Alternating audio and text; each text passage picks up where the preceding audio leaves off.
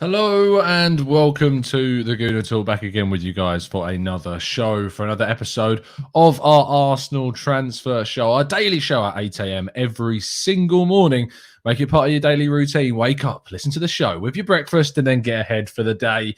All in the knowledge that you know all about Arsenal's latest transfer information. We'll be doing this every single day, and this is episode 14. So I think it's Drizzy in the chat owes me an apology. Didn't think I'd get through 2 weeks, but we are here as we have been every single day at 8 a.m. and we're going to continue as far as feasibly possible all the way through the rest of the season and, of course, into the transfer window. So make sure you're hitting that subscribe button to get all the latest Arsenal info and like the video to show your support as well. I hope you are well. Good morning, everybody who is joining us live in the chat box today. We'll be getting plenty of your thoughts and comments as we go through the day's news and kicking off with a story that I know plenty of people enjoyed talking about yesterday, and that is, of course, Willian, who was confirmed-ish by Fabrizio Romano yesterday that the intention is that he will be going this summer, is that he's not going to be staying at the club.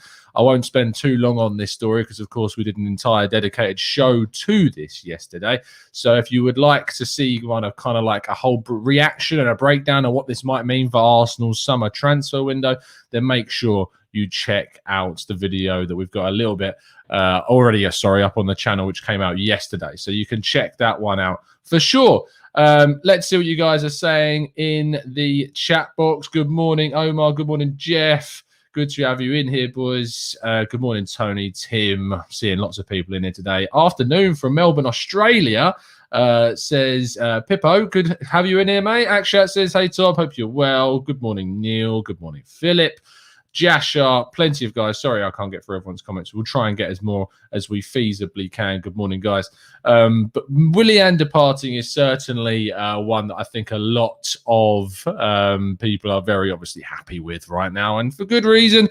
He's contributed as many goals all season as Alisson has, which when you think about how much we're paying him and what position he's playing in, that makes a little bit of ludicrousy very real. And by the way, I have to say, I did very much enjoy Alisson's goal yesterday. And I know as a Liverpool player, you usually wouldn't want to. But for me, seeing that happen after the year that Alisson has had, losing his father, of course, and the fact that it pushes Liverpool to maybe knocking Chelsea out of the top four, we can't do it, so I'd much rather Liverpool manage to knock out Chelsea, because that would just be after spending 200 million quid. Imagine if Chelsea lose both of their cup finals and get knocked out of the top four. Oh, the hilarity. It would be absolutely brilliant. So I look forward to hopefully watching Chelsea mess it up against Leicester City tomorrow. Fingers crossed that is what was going to happen. And then City smash them in the final. Did they lose the Champions League final yesterday too? It was great seeing Barcelona absolutely smash Chelsea women's team too. So lots of bad news for Chelsea. And of course, linking straight in with the former Chelsea man, Willian, leaving Arsenal. Fantastic stuff all around from an Arsenal perspective. Let's move on to our next story, which is going to bring back a little bit of nostalgia for people, and that is Aaron Ramsey. Now, you may have seen a story creeping around your social media channels over the last 48 hours or so relating to the Welsh international and former Arsenal midfielder, of course. And the fact of the matter is that supposedly the now 29-year-old /30, I'm going to double check his age, because I do forget how old he actually is. He's 30. He turns 31 in December. Wants a move back to the Premier League, supposedly, and is, in quote marks, desperate to join Arsenal. Now, for me, it's a solid no. I am very much of akin to saying with this deal, it doesn't suit Arsenal in any way, shape or form. His wages are extortionate. He's still under contract. It would cost us money. It's going into a position that I think that we've got not only players coming through, but we need to strengthen with other players like the likes of Basuma and others that we've talked about. It just doesn't mean, and I outright refuse, unless this goes down, and I've just seen a person comment in the chat, Ad14. I outright refuse. I'm not doing a tactical breakdown on Aaron Ramsey unless it looks like it is so nailed on that this has any legitimacy to it. I'm not wasting the energy. It's pointless. I had to cover it today because it's come up, and I knew if I didn't, people would be asking questions. But just no. And I can see in the chat box plenty of people are saying that. Now, would it bother you seeing Ramsey at somewhere like Everton or Man United or Spurs? Would it really bother you? I think if he went to Spurs, it would really bother. I really like Aaron Ramsey. Don't get me wrong. I love the guy. I love what he did for the club. I consider him a bit of kind of a modern era legend at Arsenal for winning us 2 FA Cups. People don't look at it that way because people feel the word legend is thrown around a lot. But there are players in Arsenal's history that won us just the 1 FA Cup and nothing else. And they're looked upon as legends at the club. And I think that if you're being 100% honest, you look at him as certainly someone that contributed a hell of a lot during his time at Arsenal, and 2 winning goals in FA Cup finals is massive. I know that in the modern era, it's not really thought about as much, but I really do appreciate what Aaron Ramsey gave to the club, and I love him for it, but I wouldn't take him back. I think the time has passed. It's moved on. And it's just time that we just moved on from that, really. Laszlo says, as much as I love Ramsey, I think we have to move on. No Sleep says, if we are interested in Ramsey, we might as well keep Willock. And this is a really good point, is that you've got Willock, who's a goal-scoring midfielder doing really well at Newcastle. Why would you want to just spend money and lots of wages on bringing in Aaron Ramsey when you've got Joe Willock at the club? It makes no sense to do that whatsoever. Roger says, tell Ramsey that retirement home is down the road.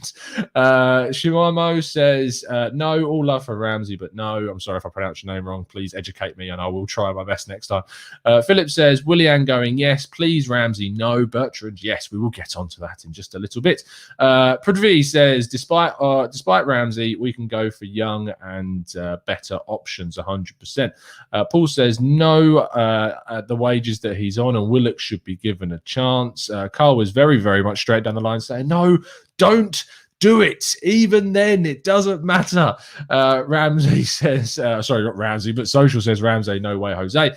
And there's lots more people saying in the chat box that they don't think he should be coming into the squad, which is completely fair enough. Tim Jallo reckons that he'd rather have Oxlade-Chamberlain back, which is very interesting.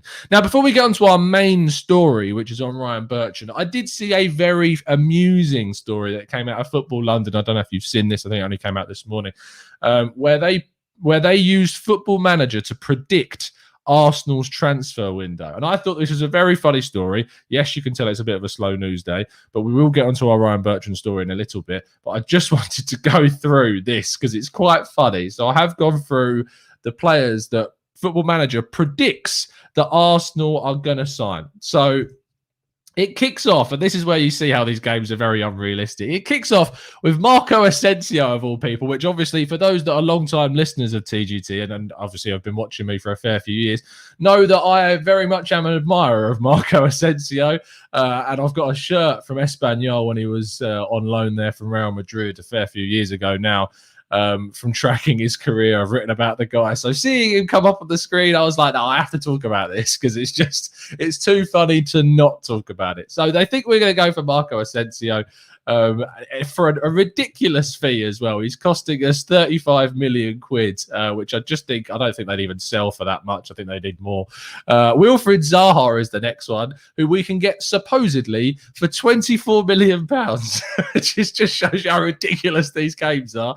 Next is actually one I'm very keen on, is Emre Eze, who's 21 million pounds. That might be more realistic. I still think they want upwards of 30 million pounds, to be honest, to take him out of Crystal Palace after a single season still. He's been absolutely unreal. Next is Nicolas Sula from Bayern Munich as a centre-back option for 13.75 million, which I also think is a load of rubbish.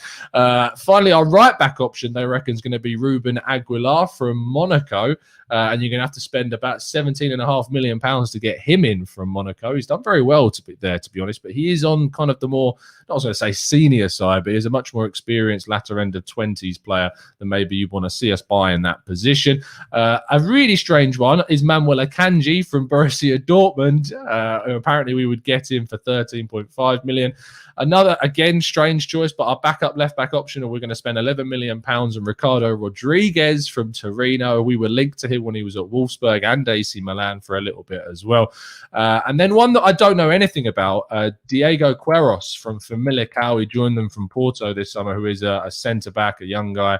And Famalicão are an interesting side in Portugal. If you haven't looked into the Portuguese league, Famalicão are very interesting to go and try and have a look at what they're doing. They did very well last season. I'm not sure how well they're getting on this season, but last season specifically, they did amazingly since getting promoted from the second tier.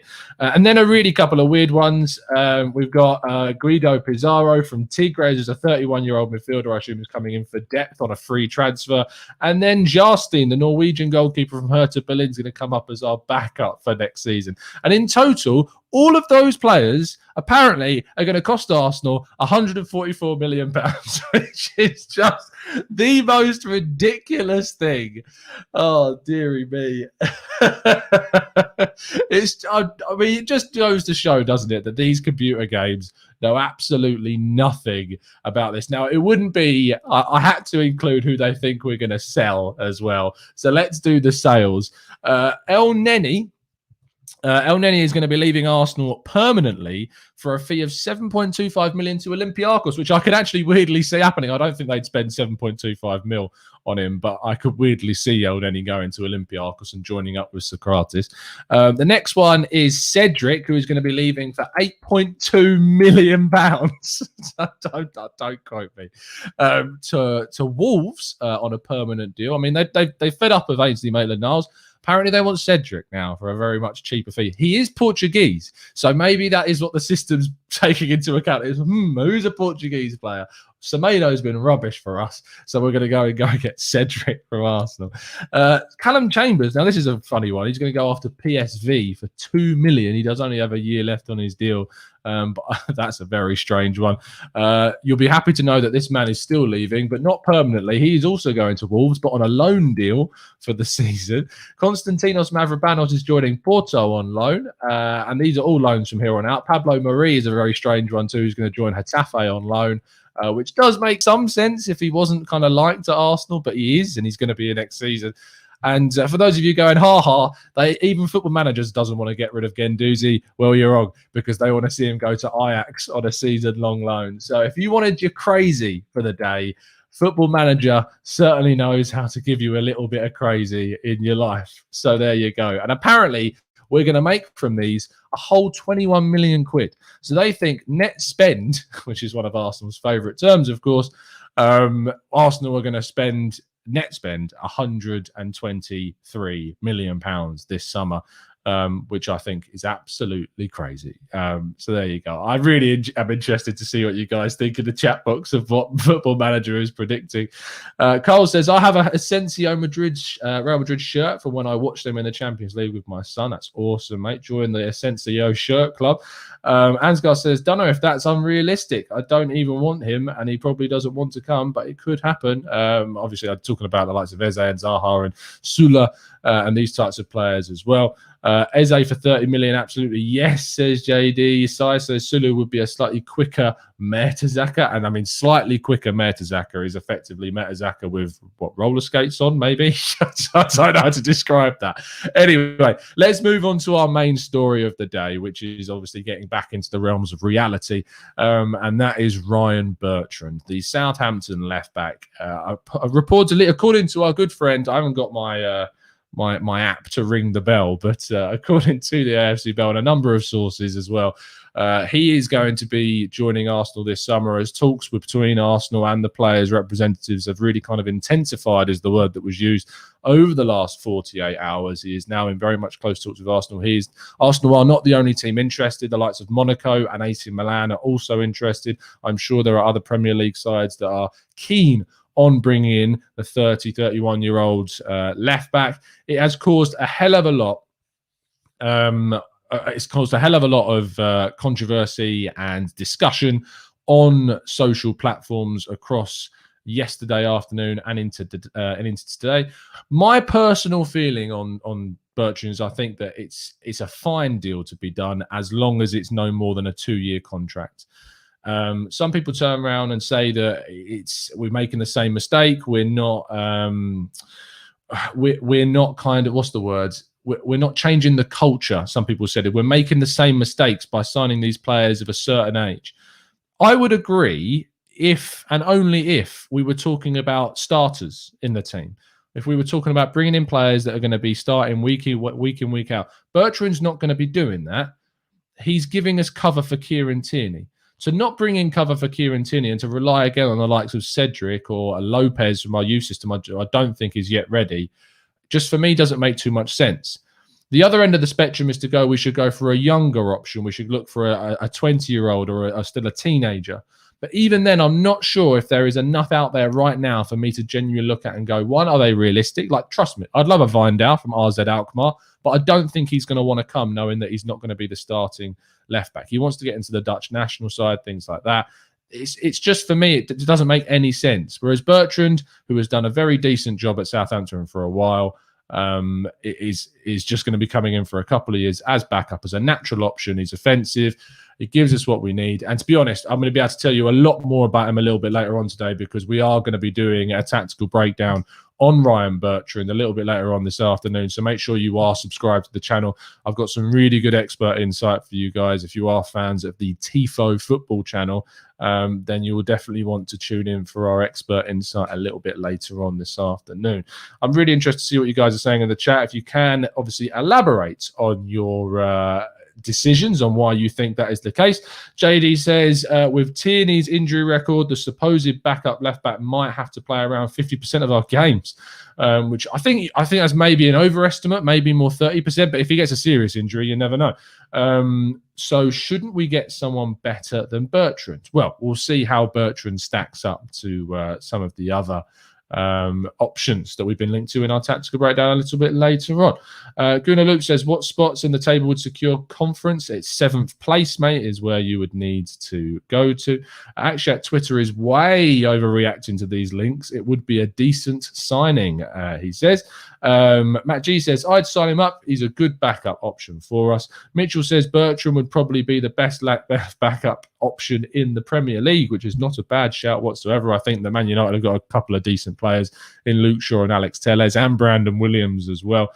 Micah reckons, though, that it's a terrible signing. I'd love if you could elaborate on that, and he does. Let me just see this extra comment, because I did see you comment twice. Micah says Southampton don't even want him as a left back. I mean, Micah, that's incorrect, because they've actually been trying to sign him up to a new deal, and he has recently come out and said that he wants to leave, and they couldn't agree a deal with him, but they wanted to keep him. So it is different to the Cedric situation. I have that on very good authority as well from Nazaire from goal.com, who Vinny thankfully introduced me to, and yeah, very good authority that they were trying to get him, but he's decided to move on from the club. Manuel says, personally, and this is very rude, I don't want pensioners at the club. We should learn from our past mistakes. Big club, rid themselves of older players, not add them. Emmanuel, if that was the case, you wouldn't have seen the likes of Enzo and Cavani have such an amazing season at Manchester United. Previously to that, they've gone out and signed players that are of an older persuasion on short-term deals that have got good stuff done. You look at Chelsea with the likes of Gonzalo Higuain, who came in. You look at Thiago Silva this season. He's helped them to a Champions League final. So I don't agree with you, Emmanuel. Big clubs do still sign experienced players at the end of their careers, especially as either rotation options or as the possibility of bringing in someone that can just provide a good, decent cover and experience into the dressing room. Arsenal are losing a lot of experience possibly this summer. We're losing Bellerin, who I'm happy to see go, but he is still one of our more experienced players at the club. David Luiz is obviously going as well. Granit Xhaka could also go too. There are a lot of experienced heads that are going to be moving on. We've already lost the likes of Socrates. Mesut Ozil was obviously a previously experienced player. It is important to get some players that have been around the block a fair few times into the club to give you that experience and that mentality into the team. And I don't subscribe to the idea that big clubs don't go out and add these types of players whatsoever. It's just about, for me, making sure that you don't add those types of players into key starting positions and that you're not spending a lot of money on those players. Willian is a perfect example. Whilst he was free, cost us a ridiculous amount of wages, a big signing on fee, and he started a lot of games, which then blocked the path of Pepe playing more consistently. No matter what you think of the Ivorian, he is a player that needs to be playing week in, week out for me to really see the best from him. And the Willian signing was someone that kind of really got in the way of that, and I think really has affected the kind of the progression of Pepe. So I don't think it is certainly someone that you would look at and go, this is the wrong type of signing, or it's going against the culture of the club, because it is someone that's going to be providing us cover in a key position. And also, as Ansgar points out, he is a homegrown option. It's not like us going out and signing a Cedric or a Willian or a Louise. Bertrand provides us with that backup option, who is also homegrown. So that is really important as well. Thibaut says Lewandowski and Alaba will move on. Or Alaba's already signed for Real Madrid, mate. So that one's gone. Lewandowski is also supposedly very close, or not very close, but there are discussions about a PSG move. And I don't think you're going to see them without Champions League football. They're not going to want to end their careers at a club that don't have that, especially at that top level at this stage in their careers. So I think you're living on another planet, mate, to be honest. DP97 says, I feel like Bertrand will be a big character in the dressing room. He's a Champions League winner, etc. I think he's good signing, a homegrown, and he's a London boy as well. He's not a London boy. He actually grew up, I'm pretty sure, I mean, I will check this, but he came through at Gillingham, which is a club that's very close to me. And so I know that he came through there, and that's where Chelsea got him from. But he was born in Southwark. So there you go. He was born in part of London, but he moved down to Gillingham between 1998 and 2005. So he was there for a very long time before he then moved to Chelsea's academy. So he was born there, but he did move to down to where I live in Medway in Kent for quite a while of his part of his career. So he did certainly develop quite a lot down here, which doesn't go, he turned out to be a good player and a Champions League winner. So you can't complain about that whatsoever. Here we go. Jibril says, any news on Sanderberg? There's been nothing, no movement on this one, I'm afraid. So far, we've seen nothing regarding talks about a clarification on the transfer fee. I think this is one that will likely move at the end of the season once Sheffield United are fully relegated. We've got a couple of games left, of course, to play, and then you'll start seeing the movement of players go a lot more than we're currently seeing. Peter Renner says Arsenal need to sign a good backup for left back. Bertrand could provide that good backup. We don't want the same situation we had with Bellerin, where we rush him back due to having no good backup whatsoever. Thibaut says, Tom, would you go for someone like Boateng? I'm not sure that I would. I just think that he's a different situation to Thiago Silva, where his kind of last couple of seasons have really been fraught with a lot of mistakes and a lot of problems at Bayern. Despite Bayern being so dominant, he has been a little bit of a worry in that back line. So I don't think that I would go for Boateng. But I think someone like Thiago Silva has shown that if you're going for that top level player, that they can make a really big difference towards the end. So Hill says, Tom, thoughts on the Bell reporting that the Kroenke is going to spend? I mean, the Bell did also point out that we've been told these promises time and time and time again. It doesn't necessarily mean it's going to happen. I have hope. I'm always optimistic. You know that from watching these shows. I hope that it is the case that we see investment this summer, that we see Arteta get backed, and that we see us getting some really quality players to improve the squad ahead of the season, and also get them in early, get them done quickly. Supposedly, Arsenal want to get 2 or 3 of these done before the Euros start, which would be amazing and really kind of a big boost to the fan base going ahead and not having to necessarily worry about things too much. So hopefully we can get that done. I do imagine that some deals will wait until the end of the window, not down to Arsenal's ineptitude in any way, although that is certainly a possibility. But some deals only become available certain months down the line because of dominoes needing to fall and people moving from other clubs. So whilst I want to see some really big deals get done early, it is important to remember that some deals only become available later on. That is not the case with the likes of Thomas Partey, who had obviously a release clause that we could have paid much earlier. That was a big mistake on the club's behalf to not get that done quicker, and also not to annoy Atletico Madrid, which we certainly did. But with this one, I think it's going to be a case where we try and get stuff done early, and then maybe we'll see if there's any other deals to be done later on down the window. So there you go. I hope you've enjoyed the show today. I really appreciate everyone that's tuned in, as always. I really hope you start making this your regularity, 8 a.m. routine. Tune in every single day to give yourselves that information. We'll be back about 5 p.m. this afternoon to give you guys the tactical breakdown on Ryan Bertrand. You'll be able to get all the information that you want about his statistics, about how he compares to both Arsenal players and to a couple of others that we've been linked to, as well as some expert insight from the guys over at TIFO, who I know that a lot of you are very, very big fans of as well. So I'm looking forward to giving you guys that content this afternoon. Going to hit the shift now and get to work, as I'm sure plenty of you guys are. You're going to be going to school, so good luck. Enjoy the rest of your Monday. Get through it. I know it's the worst day of the week, but we can do this. And then we've got Arsenal to worry about in midweek as well. See you this afternoon. It's been a pleasure to speak to you guys, as always. And as always, up the Arsenal.